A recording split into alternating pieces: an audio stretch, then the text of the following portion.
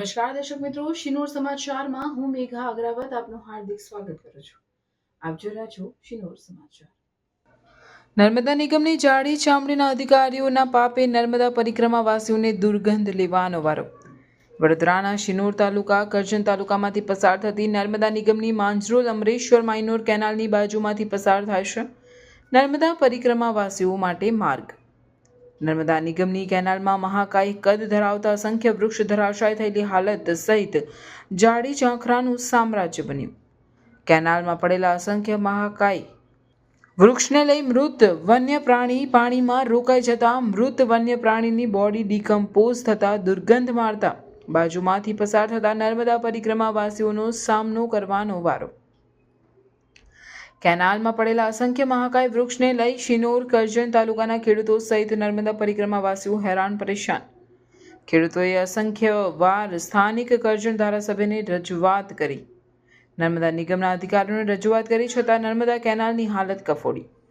સત્વરે નર્મદા નિગમની કેનાલની સાફ સફાઈ તંત્ર કરાવે જેવી ખેડૂતો સહિત નર્મદા પરિક્રમાવાસીઓની માંગ। બ્યુરો રિપોર્ટ, શિનોર समाचार, करजण। समुद्र महाराज में पार होकर आ रहा हूँ तो यहाँ रास्ता परिक्रमा मार्ग में नहर में पेड़ डरा है, बहुत सी लहर से आदमी की मूर्ति डरी है, बदबू बहुत ज़्यादा देती है, निकालने की दूर पड़ती है। शासन को देख के आगे व्यवस्था बनाए उसकी। परिक्रमा मार्ग में बहुत दिक्कतें आ रही है, बदबू से बहुत ज़्यादा तकलीफ होती है। कम से कम 1 घंटा नाक मूंद के चलना पड़ता, सांस लेने की दूर पड़ती है हम लोगों को। शासन इस पर ध्यान देवे, क्या है क्या नहीं है, साफ सफाई करा देवे शासन। मैं दमोह जिला से आ रहा हूँ, MP। क्या नाम आपका? रमेश सिंह लोधी, थाना नोहटा, तहसील जवेरा, जिला दमोह से हैं। ग्राम पंचायत कुरुगा के हम रहने वाला। आ रस्तो मुख्य रस्तो परिक्रमा नर्मदा परिक्रमावासीओ जे जाय छे एना माटे लोको उपयोग करे छे परिक्रमावासीओ माटे। पण छेल्ला केटलाक समयथी आ केनल पर जे पाणी वहे छे एनी आ बावड़िया जो आ पाछळ ज पड़ेलो छे एक बावड़ियो, एना थकी जे वन्य प्राणीओ होय ए होय ते अंदर पड़े छे अने आवा झाड़वा पड़ेला होय ते रोकाई जाय छे। एनाथी दुर्गंध बहु मारे छे, दुर्गंध मारे छे त्यां जे परिक्रमावासीओ जे जाय छे ने ए बहु दुर्गंधनो सामनो करवो पड़े छे।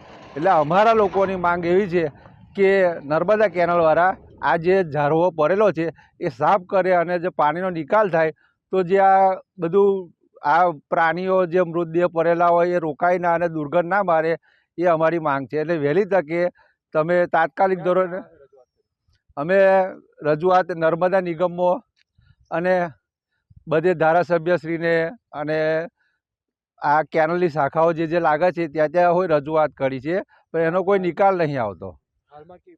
હાલમાં જુઓ તમારી સાથે દેખાય જ છે, આ જો આ ઝાડ પડેલું છે ત્યાં આગળ કેટલા લોકો અટકેલું છે અને દુર્ગંધ હોય એટલી બધી મારે છે। આવા તો અસંખ્ય ઝાડો આ કેનલ પર પડેલા છે। અમારા ગામ ઉપર રહીને કેલાન ગલી છે અને ગંદકી વધારે થઈ ગઈ છે, ઝાડવો અંદર પડેલો છે, કચરું બધું સાફ કરવાનું છે અને આ સાફ થાય તો સારું। કોણે કોણે રજૂઆત કરી? ધારાસભ્યને એમને અમે રજૂઆત કરેલી છે। હમણાં કેવી હાલત છે કેનલ? અમને કેલાનની બહુ ખરાબ હાલત છે। કેટલા મોટા મોટા ઝાડો?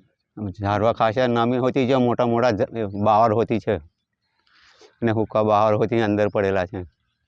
અમારે સર્વ ખેડૂતોની માંગ છે કે આ અમારા ત્યાંથી નર્મદા નિગમની કેનાલ પસાર થાય છે નારેશ્વર શાખા, તો એની સાફ સફાઈ થાય તેના માટે અમે સાદલી બી રજૂઆત કરેલી છે નર્મદા નિગમમાં।